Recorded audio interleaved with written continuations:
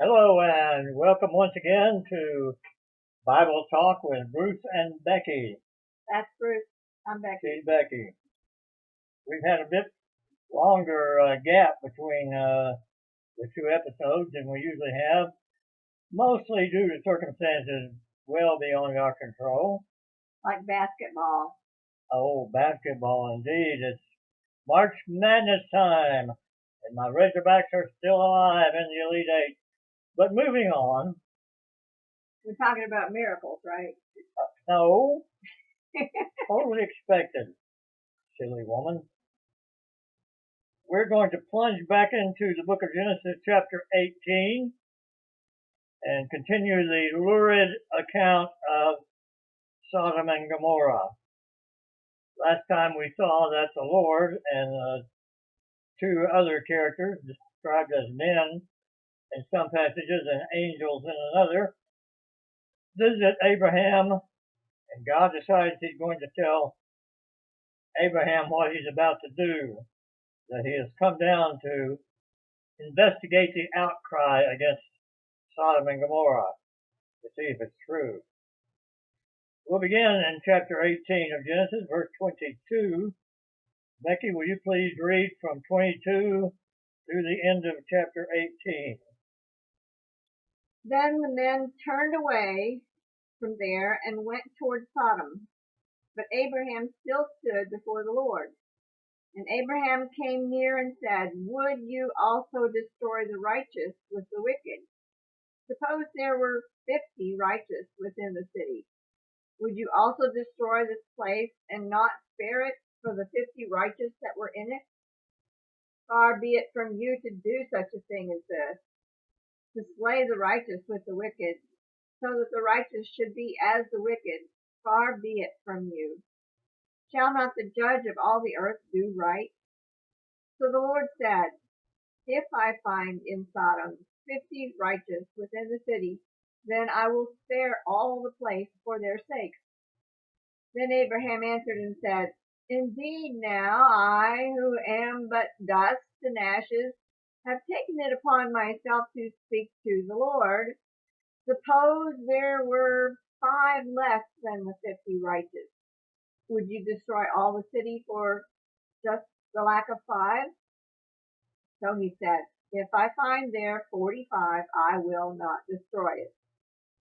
And he spoke to him yet again and said, Suppose there should be 40 found there. So he said, I will not do it for the sake of 40. Then he said, Let not the Lord be angry, and I will seek. Suppose 30 should be found there. So he said, I will not do it if I find 30 there.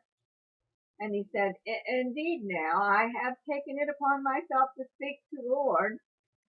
Suppose 20 should be found there. So he said, I will not destroy it for the sake of 20. Then he said, Let not the Lord be angry, I will seek but once more. Suppose 10 should be found there. And he said, I will not destroy it for the sake of 10. So the Lord went his way as soon as he had finished speaking with Abraham, and Abraham returned to his place. Abraham here engages in a bit of typical Middle Eastern bargaining. You may have encountered this if you've traveled in other places besides the United States.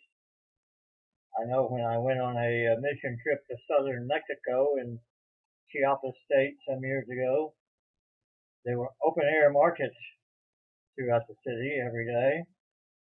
And although prices were quoted for the items there, it was expected that you would bargain and try to get the price down somewhat. We can infer by reading the whole account of Sodom and Gomorrah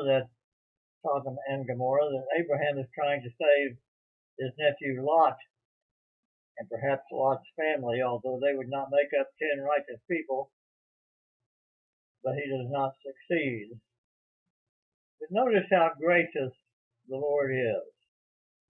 Although we're in the first book of the Bible in the Old Testament, grace is one of the chief characteristics of God.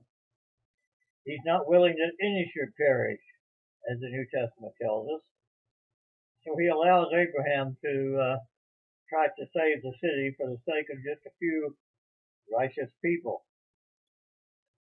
I believe I misspoke last time when I said that the Lord here is described as the angel of the Lord.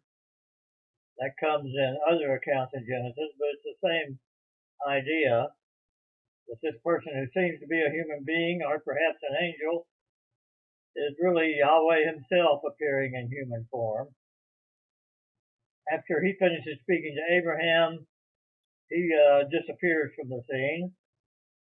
And in chapter 19, we'll see what the two angels encounter as they reach Sodom. Becky, anything you want to mention or question before we move on? I certainly would have been quaking in my boots like Abraham if I were to try to bargain with God, although we do it. Yes, it's quite common for human beings, especially in desperate circumstances, to try to bargain with God, although we don't always realize it's probably not necessary. God's willing to go as far as he can, but in keeping with his nature to extend grace. But Abraham is called in the New Testament the friend of God, and so he is on better terms maybe than we are, or than we believe we are with God. Let's move on in chapter 19 to the city of Sodom itself. Abraham had been speaking with God from the heights above the Dead Sea. Sodom is somewhere along the coast of the Dead Sea, or was somewhere. Its site has never been determined, although some people claim to have discovered the ruins of Sodom underneath the Dead Sea waters, but probably east or southeast along the Dead Sea. But the two angels came to Sodom in the evening, beginning chapter 19, and Lot was sitting in the gate of Sodom. The gate would not simply be an opening into the city. It would be a rather large structure with rooms along each side where people conducted business. Legal transactions were carried out there. Legal judgments were carried out there. And people, especially the prominent people, the elders of the city, will often be at the gate. Lot seems to be waiting to see if someone comes in so that he can offer hospitality, knowing that the people of Sodom will not extend that kind of hospitality. When Lot saw the two men, he rose to meet them and bowed himself with his face to the earth and said, "My lords, please turn aside your servant's house and spend the night and wash your feet. Then you may rise up early and go on your way." Typical offer of hospitality, people walking either barefoot or in sandals along dusty roads would be refreshed by having their feet washed. Usually the task of the lowest servant in the family. We recall, however, if we read the New Testament, that Jesus takes that task and washes his disciples' feet, willing to take the lowest spot when the others have too much pride for that. But the visitor said, "No, we'll spend the night in the town square." But Lot pressed them strongly, so they turned aside to him and entered his house. And he made them a feast and baked unleavened bread, and they ate. We learn from this, among other things, that angels are able to eat. That kind of question comes up often when people learn that I am a retired pastor, or back when I was preaching, they would ask me obscure questions like, do angels eat, or can they eat? Well, now you know the answer is yes, they're able to eat. I don't know if they need to, but they're appearing in human form here. So I just get that out of the way right up front. Verse 4, but before they lay down, the men of the city, the men of Sodom, both young and old, all the people to the last man, surrounded the house. And they called to Lot, where are the men who came to you tonight? Bring them out to us, that we may know them. Know here, of course, as in often in other places in the Old Testament, means to have sexual knowledge. The account of Sodom and Gomorrah, as we may be aware, plays a large role in the current debate about the Bible's attitude toward homosexual behavior. We find that in other places in the Old Testament, especially the book of Ezekiel, that Sodom is condemned for not showing hospitality to the visitors. And here, other places in the New Testament, they are condemned for perversion. It can be debated whether the sin is mostly their homosexual behavior or if the sin is primarily that of rape. And we see that rape enters in more than once in this story. Either way, I don't think it can be argued successfully that the Old Testament does condemn as a sin homosexual behavior. I'm not sure that it condemns homosexual inclinations or tendencies. It always talks about behavior. But it's a large subject about the Bible's attitude toward homosexuality. Several books have been written in recent years, both pro and con, and we know if we follow the news that the Methodist Church is about to split, partly over the attitude toward homosexual behavior. But let's move on. The men demand to be able to have sexual relations with these two visitors. Verse 6, Lot went out to the men at the entrance, shut the door after him and said, I beg you, my brothers, do not act so wickedly. Now look, I have two daughters who have not known any man. Let me bring them out to you and do to them as you please. Only do nothing to these men, for they have come under the shelter of my roof. It's a little bit hard for us to grasp that Lot's attitude is any better than these men. He's willing to offer them his two virgin daughters to do with as they please. It shows you something, among other things, about the attitude toward the relative value of men and women in that culture. But they're not interested, the men of Sodom, in the daughters. They want their demand to be met. They said, stand back. They said, this fellow came to sojourn, and now he wants to play the judge. Now we will deal worse with you than with them. They cast a slur on him as just being a visitor and a resident alien among them. We will find passages later to discuss the Bible's attitude toward resident aliens, even undocumented ones. But here they look down on him for not being a native of the place, for being an outsider, and trying to judge them. Their attitude is much like we find sometimes nowadays, that judging other people seems to be the worst sin that can be committed from the popular culture viewpoint. But they pressed hard against the man Lot and drew near to break the door down. But the men reached out their hands and brought Lot into the house with them and shut the door. And they struck with blindness the men who were at the entrance of the house, both small and great, so that they wore themselves out groping for the door. That last scene would be humorous if it wasn't such a terrible situation that's going on here. The angels rescue Lot, and they prevent the men of Sodom from breaking down the doors. These are not just the ruffians of the town, but all the males, both small and great, young and old, involved in this kind of behavior. let's pause there. Becky, you want to say anything further?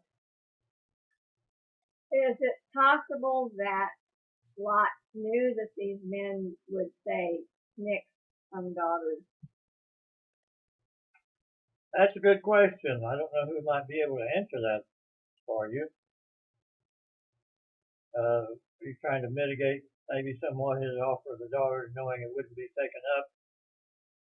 I guess that's possible. There's nothing in the text to either affirm or deny that. But in that case, I don't understand why he would make the offer. What would be the purpose of making such an offer? And you may have answered your own question. Lot is a bit desperate to not have these men defiled and to not have his hospitality infringed upon. Hospitality, I understand, is still one of the great judging points of how you treat visitors in the Middle East. I remember one of my teachers in seminary, who was a student of archaeology, among other things, talking about being out in remote areas of the Middle East, being invited in to have supper with some of the local people, and he wouldn't dare refuse whatever they offered him to eat, even though it meant sometimes when he got back to his room that he would throw up for most of the night. But extending and accepting hospitality is very important, even all the way back to Genesis. But let's move on and see the outcome of this terrible story. And believe it or not, in some ways it gets worse from here on. Becky, please read chapter 19, verse 15 through 21. Okay. Now make it 22, and that'll bring us to the next paragraph. When the morning dawned, the angels urged Lot to hurry, saying, "Arise, take your wife and your 2 daughters who are near, lest you be consumed in the punishment of the city." And while he lingered, the men took hold of his hand, his wife's hand, and the hands of the 2 daughters, the Lord being merciful to him. And they brought him out and set him outside the city. So it came to pass, when they had brought them outside, and he said, "Escape for your life. Do not look behind you, nor stay anywhere in the plain. Escape to the mountains, lest you be destroyed."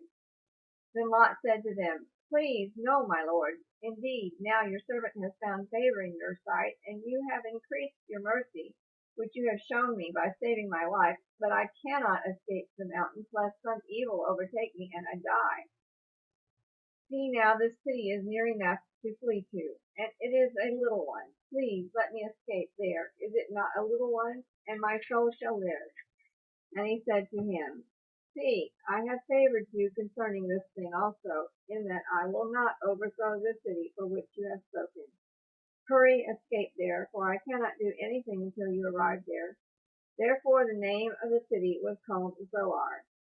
That's it. Right That's there. good for now. Okay. Zoar means little. Lot said a couple of times it's just a little town. Let me go there. I think I may have skipped a portion. Did I have you start at 15? Yeah. I skipped 12 to 14. The men said to Lot, "Have you anyone else here? Sons-in-law, sons, daughters, or anyone you have in the city? Bring them out of the place, for we are about to destroy this place, because the outcry against its people has become great before the Lord, and the Lord has sent us to destroy it." So Lot went out and said to his sons-in-law, who were to marry his daughter, "Get up and get out of this place, for the Lord is about to destroy the city." But he seemed to his sons-in-law to be jesting. So he's not able to save anyone except his wife and 2 daughters, and they somewhat reluctantly.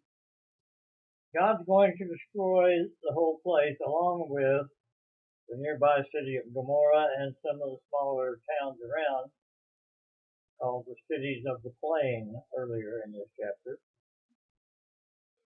Seems harsh to us. We might be tempted to judge God about destroying all of these people. saying, what about the innocent people who were there? In some ways, it could be argued that there were no innocent people there, that even the infants who would grow up in that place would be contaminated by the depths of the sin. But as Abraham had said to God earlier, will not the judge of all the earth do what is right? So I don't know if we're in a position to judge God's behavior, but it points to the depths of depravity that had been achieved in Sodom and Gomorrah. So that now, 4,000 years later, those two cities are still a byword for depravity. Becky, what do you have to say or ask or add Well, to?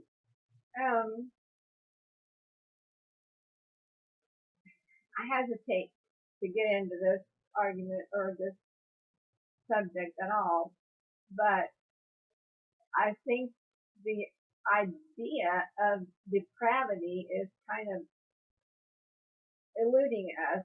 I mean, nobody wants to define anything as evil or sinful or whatever you want to call it.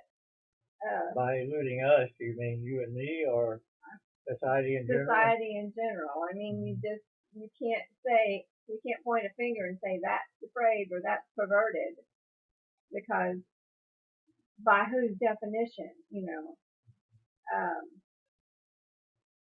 I know where I get my definition, but that's me and that's what I believe, and other people are just like, who are you to judge?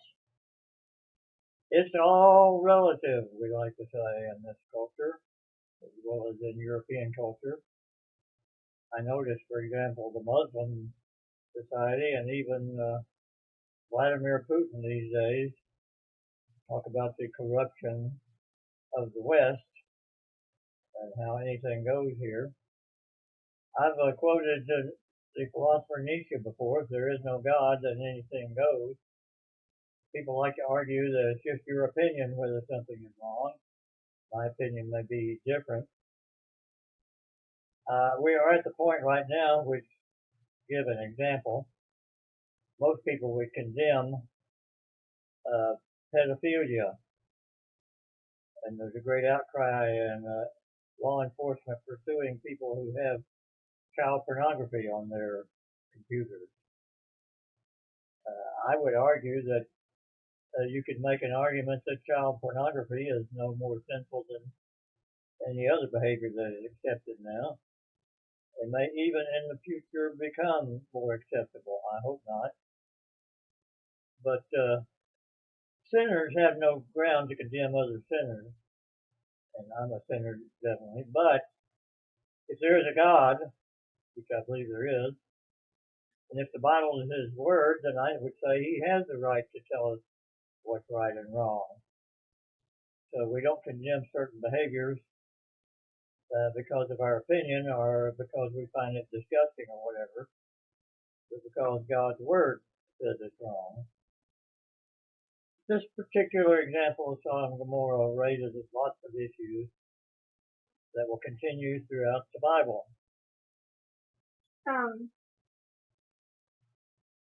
I may be wrong.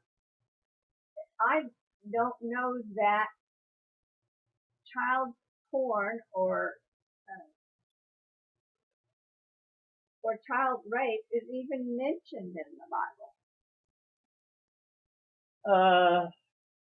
I don't recall it being mentioned, although child sacrifice is certainly condemned.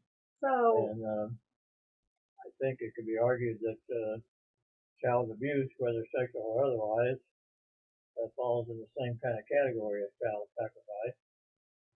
But certainly God gives instructions as to how parents are supposed to treat their children. And you start to say so. Well, it's all kind of murky. I mean, we know it's wrong. There's no chapter and verse that says thus and so is wrong. Don't do this, don't do this, don't do that about child pornography.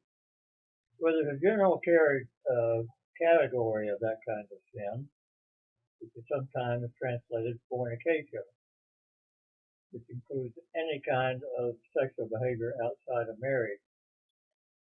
And that is described as sinful in the Bible. But the ethicists might debate it. In fact, a well-known ethicist, Dr. Peter Singer, distinguished professor of ethics at Princeton, had a book in recent years arguing in favor of bestiality, that is, sex between human and animals. And his conclusion was it's okay for a person to have sex with their pets, for example, as long as the animal is not harmed. Well, that's taking relativity to an extreme, but I think it illustrates the principle that without a higher power, a higher authority, we can argue in favor or against any kind of behavior. The Bible does not specifically point out the homosexual nature of this sin, although it's apparent from reading the account. It does, however, illustrate rape, and after we read the next couple of paragraphs, we'll save till next time the account of where Lot himself is raped. And a very sordid conclusion to a sordid couple of chapters. But let's read the details of the destruction of Sodom and Gomorrah. Well, we're past our time here. Well, we're going to go a little bit longer and read just this last part of the story. Okay. Becky, if you will read 23 through 29. The sun had risen upon the earth when Lot entered Zoar. Then the Lord rained brimstone and fire on Sodom and Gomorrah from the Lord out of the heavens. So he overthrew those cities, all the plain, all the inhabitants of the cities, and what grew on the ground. He said 20. To 29.